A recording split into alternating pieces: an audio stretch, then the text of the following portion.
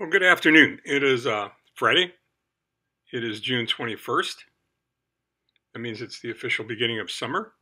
Doesn't look like it outside, but I'll take them at their word. It's journal, what is it? Journal 86, T+80, 20 days left to 100. Really exciting. It's going to be an interesting story tonight. Interesting and true.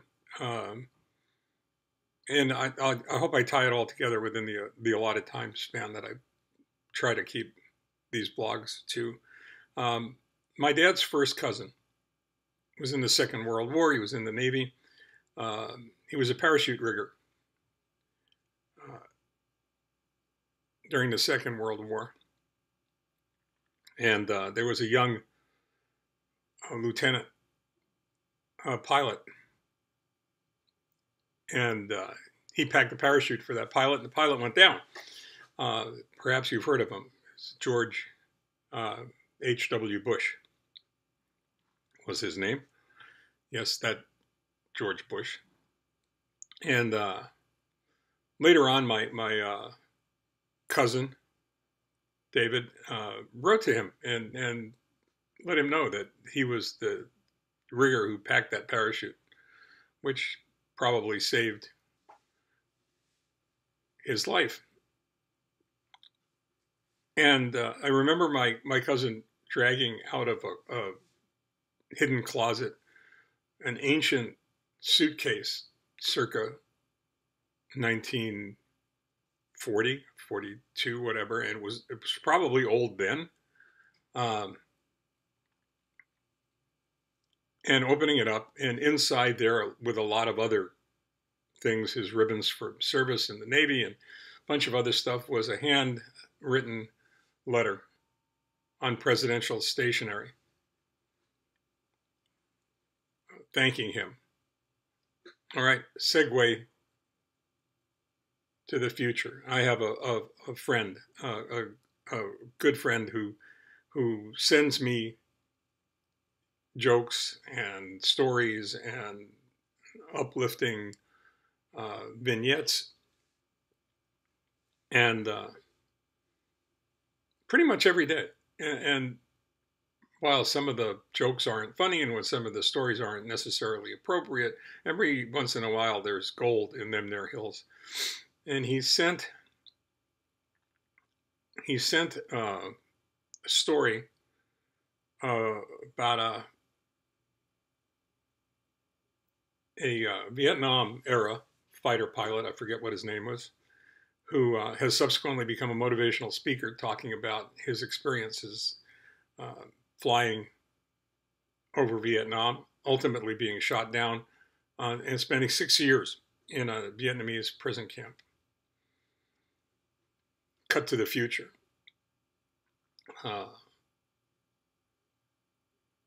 The fighter pilot's sitting in a restaurant not long ago, evidently,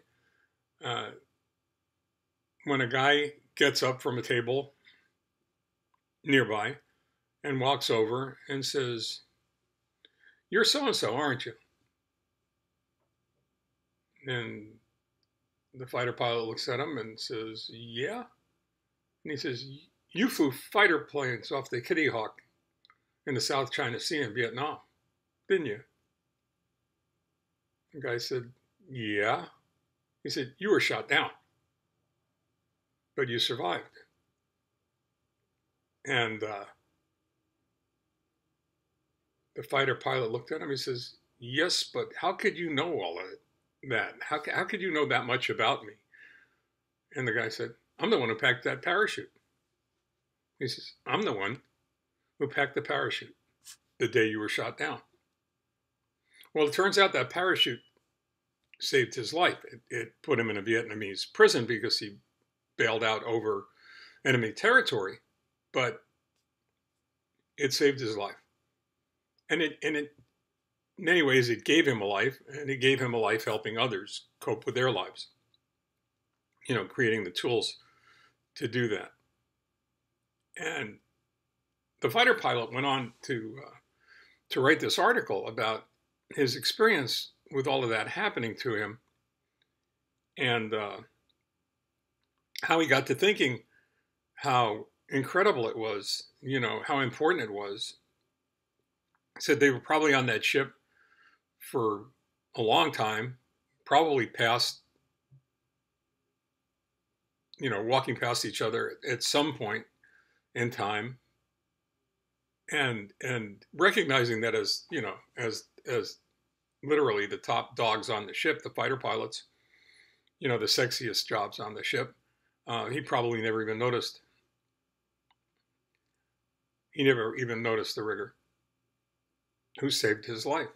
And he started to think about the fact that there were so many, that he was very fortunate to have that parachute, but that we all have parachute riggers in our lives, and we never think about them.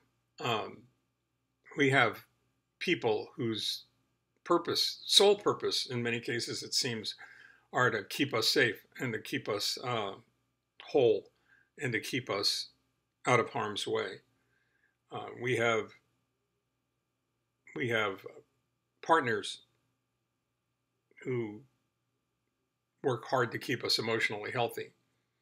If you're in my case, you have medical professionals that are diligent about bringing you back to some kind of a normal life after something as profound as a stem cell bone marrow transplant. We have lawyers who try really hard to keep us from doing stupid things that most of us do on a regular basis. What they call sidebar in writing over here is, call the lawyer before you get into trouble, not after. It can save a lot of money and it can save a lot of time. We have accountants who try and, keep us from getting into trouble. We have parachute riggers of all shapes and forms and sizes, and we never take the time to think about them. We never take the time. We never take the time to consider the important work that's being done all around us to support us and help us become successful, if that's what we choose, however we define success. And that's kind of an amazing phenomenon, if you ask me. I mean, it's amazing in the respect that there are people who do this, who play these roles, these important roles in our lives. But perhaps more important, it's critical that we recognize the importance of having them in our lives. I'd mentioned before that I was very, very fortunate early in my career as a writer and consultant. Actually, it was not early in my career as a writer, but it was early in my career as a consultant and a speaker and a seminar presenter. His name was Epstein, may rest in peace. And he and his president, Ray Walker, were instrumental in pointing me in the right direction and giving me the guidance and help that I needed. But that's the thing that was most incredible about Arthur, was that it didn't matter if you were the president of a multi-million-dollar automotive manufacturing company or you were the guy who was washing the floor. He spoke to everyone with the same respect, the same consideration, the same interest, the same humility and that was a lesson that I learned. I think I learned well, is that I realized at that point in time that there's a lot out there to be grateful for. There are a lot of people to be grateful for, and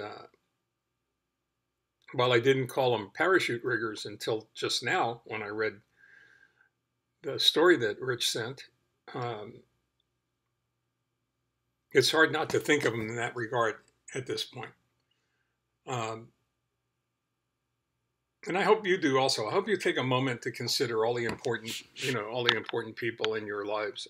When I was in the hospital, and I'll close with this, one of the most important groups of people in my life at that moment were the custodial staff, were the patient care representatives, the people who came in and washed the floors, who changed the linens, who scrubbed the bathrooms, who disinfected the room, especially immediately after the transplant. And they're the people who in a conventional hospital or a conventional environment are invisible. Suddenly they weren't invisible to me because I recognized how critically important they were if I was going to survive.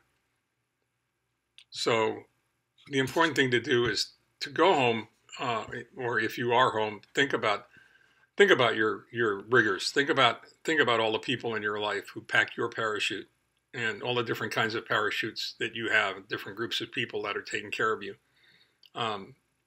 Take a moment to say thank you, to be grateful, to recognize their importance. I think it'll help make you feel just a whole lot better knowing they're out there. I know it does me. Until tomorrow, stay well, take care. I'm going to go pack a parachute. Good evening.